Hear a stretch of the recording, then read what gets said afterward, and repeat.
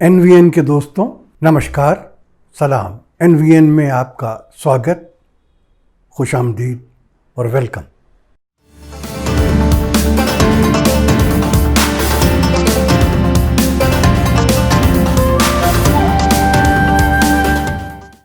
आज कमाल की बात में आपको कमाल की कोई बात बताने से पहले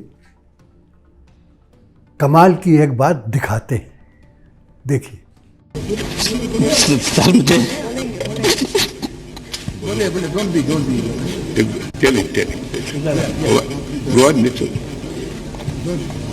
Yogi ji, we all respect you. Please, we shall certainly look into that.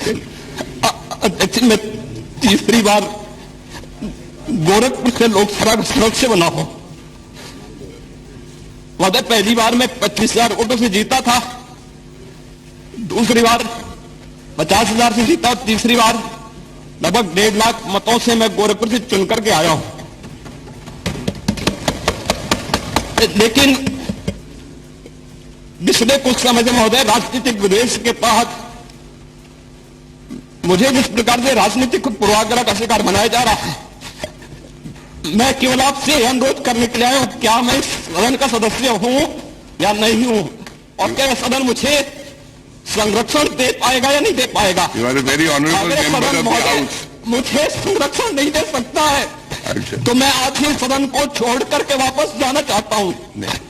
यो छोड़िए सर। मैंने कोई महत्व तो नहीं रखता महोदय, मैंने अपने जीवन से संन्यास लिया है अपने समाज के लिए। मैंने अपने परिवार को छोड़ा है, मैंने अपने माँ बाप को छोड़ा है, लेकिन आज मुझे अपराधी बनाया जा रहा है महोदय, केवल राजनीतिक पूर्वाग्रह के तहत। पहचाना इन्हें आपने? जी हाँ, ये हैं श्री अजय कुमार बिष्ट उर्फ आदित्यनाथ योगी, आज यूपी के चीफ मिनिस्टर। ये जो नज़ारा आपने देखा, ये 2007 का था, जब मुलायम सिंह गवर्नमेंट ने भीड़ जमा करने और भड़काऊ भाषण देने के लिए इनको पकड़कर जेल में बंद कर दिया था। 11 दिन के बाद इनको जमानत मिल गई थी और रिहा हो गए थे। 11 दिन की जेल ने इनको रुला दिया, इनकी हिचकियां बन गईं, इनके आंसू बहने लगे। सिर्फ 11 दिन की जेल, और अब इस इंसान से मिलिए। नहीं तो कफील खान, क्या आप बोलते रहेंगे अभी भी? इतनी तकलीफें उठाने के बाद, इतनी सजाएं मिलने के बाद, क्या अभी भी बोलेंगे आप? डरना आता नहीं हमें, चाहे जितना भी डरा लो, हर बार एक नई ताकत से उठेंगे, चाहे जितना भी झुका लो। ये हैं डॉक्टर कफील खान, वही डॉक्टर कफील खान जिन्होंने गोरखपुर में ऑक्सीजन की कमी से मरते हुए बच्चों के लिए न जाने कैसे कैसे तरीक़ों से जगह जगह से ऑक्सीजन के सिलेंडर हासिल किए ताकि बच्चों की जान बच सके। हॉस्पिटल में ऑक्सीजन गैस के सिलेंडर इसलिए नहीं थे कि हॉस्पिटल ने जो कंपनी ये गैस सिलेंडर सप्लाई करती थी उसके बहुत अरसे से बिल नहीं चुकाए थे। तो ये वो डॉक्टर कफील खान हैं जो बिहार में चमकी बुखार से मरने वालों को बचाने के लिए पहुंचे थे और दिन रात वहीं रहे। इन तमाम चीज़ों के बदले में, इन तमाम चीज़ों के जुर्म में योगी सरकार ने इन्हें पहले एक इल्ज़ाम में पकड़ा, जमानत मिल गई तो दूसरे इल्ज़ाम में पकड़ा, वहाँ से जमानत मिल गई तो तीसरे इल्ज़ाम में पकड़ा। हर इल्ज़ाम झूठा निकला और जब कुछ नहीं बन सका तो आखिर में नेशनल सिक्योरिटी एक्ट NSA, जिसे रासुका भी कहते हैं, उसके तहत बंद कर दिया मथुरा की जेल। पूरे 8 महीने यानी 240 दिन तक ये डॉक्टर कफील खान जेल की यातनाएं सहते रहे। आखिरकार सुप्रीम कोर्ट ने इलाहाबाद हाई कोर्ट को हुक्म दिया कि 15 दिन के अंदर अंदर इनके केस का फैसला किया जाए, और इलाहाबाद हाई कोर्ट में जस्टिस माथुर की बेंच ने इन्हें न सिर्फ बाइज्जत बरी किया बल्कि ये कहकर बरी किया कि उनको जिस भाषण की बिना पर, अलीगढ़ यूनिवर्सिटी के जिस भाषण की बिना पर पकड़ा गया था, वो भाषण तो देश की कौमी एकता का बेहतरीन नमूना है। आप खुद ही सुनिए कि उन्होंने उस भाषण में क्या कहा था। सरफिरे लोग हमें दुश्मने जां कहते हैं, अरे हम तो इस मुल्क की मिट्टी को भी अपनी मां कहते हैं। अगर दंगाइयों पे तुम्हारा बस नहीं चलता, अगर दंगाइयों पे तुम्हारा बस नहीं चलता तो सुन ले हुक्मरान, हम तुम्हें नामर्द कहते हैं, हम तुम्हें नामर्द कहते हैं। तो बचपन में सिखाया जाता था कि ना हिंदू बनेगा ना मुसलमान बनेगा, इंसान की औलाद है, इंसान बनेगा। और हमारा मोटा भाई सिखाता है हमें हिंदू बनेगा मुसलमान बनेगा, हिंदू बनेगा मुसलमान बनेगा, इंसान नहीं बनेगा। क्योंकि जैसे इन्होंने कहा कि कत्ल करने वाले क्या जाने, अरे जिनके खुद कपड़े इतने खून के छींटों से दाग लगे हैं, वो कातिल उन दाग को छिपा कैसे पाएंगे? वो क्या जाने कॉन्स्टिट्यूशन का मतलब।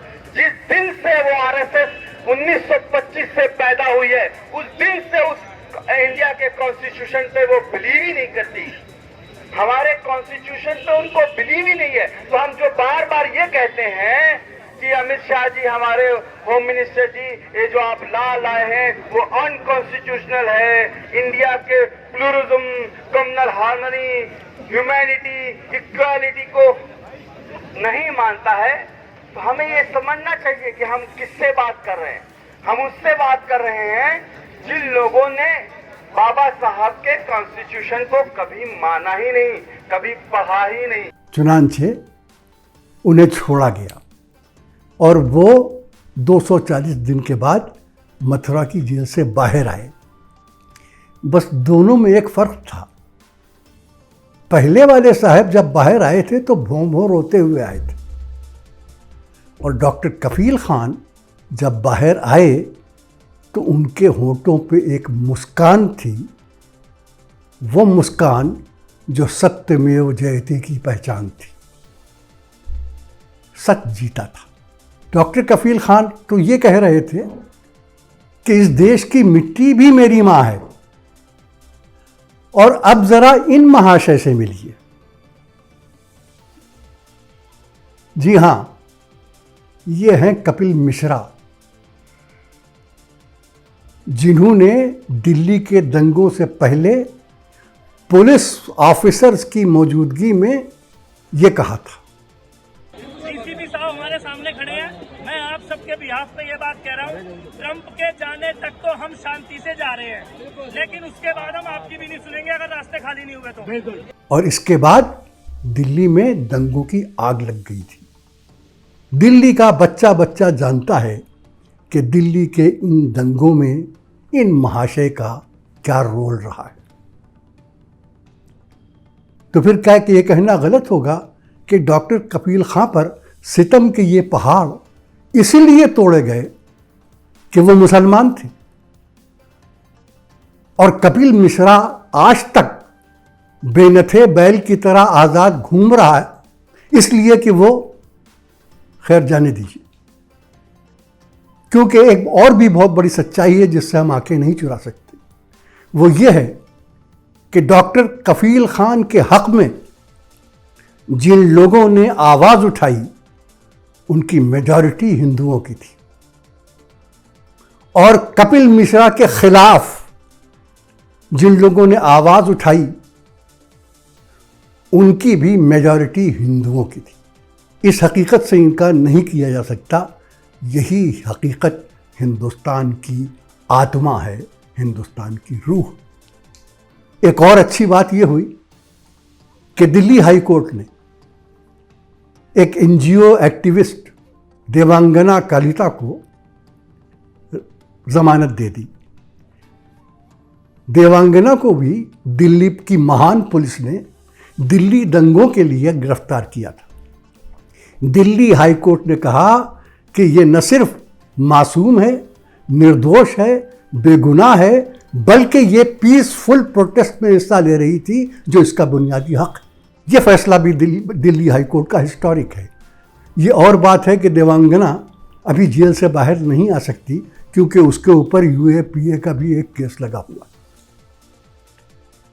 लेकिन दोस्तों, जो अहम बात है वो ये है कि इस तरफ हमारे देश के हाई कोर्ट्स जिस तरह अपने धर्म को पहचान रहे हैं, वो एक बहुत बड़ी खुशखबरी है इस देश के लिए।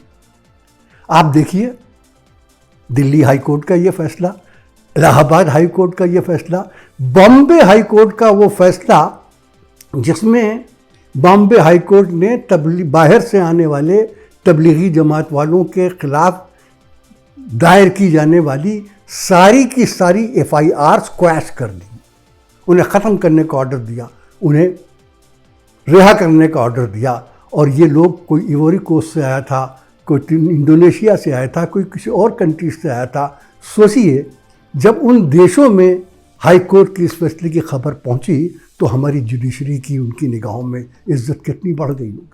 तो हाई कोर्ट, ख़ास तौर पर ये जो चंद हाई कोर्ट के फैसले हुए हैं, Allahabad high court, Delhi high court, Karnataka high court, Andhra high court, Madras high court और बॉम्बे हाई कोर्ट, उनसे ये लगता है कि हमारी जुडिशरी को, हमारी न्यायपालिका को ये एहसास हो गया है कि इस देश में डेमोक्रेसी को, कॉन्स्टिट्यूशन को, लोकतंत्र को, संविधान को, जमहूरियत को, आईन को अगर बचाना है तो अदालतों को जागना पड़ेगा।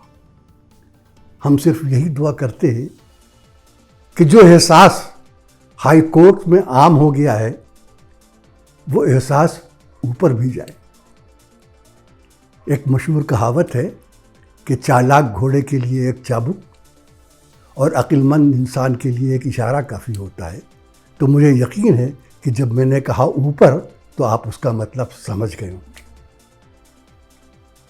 बहरहाल, अगर अदालतें जाग उठी हैं तो ये हमारी जमहूरियत के लिए बहुत गुड न्यूज़ है। तो आज के वीडियो में दोस्तों इतना ही। एक बात आपसे ये कहें कि इस वीडियो को आप जिन जिन लोगों तक पहुंचा सकते हो पहुंचाइए। क्यों? इसलिए कि आपकी तरह उन्हें भी मालूम हो कि इस देश का सबसे बड़ा इशू सुशांत सिंह राजपूत और रिया चक्रवर्ती नहीं है। इस देश का सबसे बड़ा इशू संविधान और डेमोक्रेसी की रक्षा करना है। तो फिर मिलेंगे किसी और सब्जेक्ट पर। तब तक के लिए इजाज़त। शुक्रिया।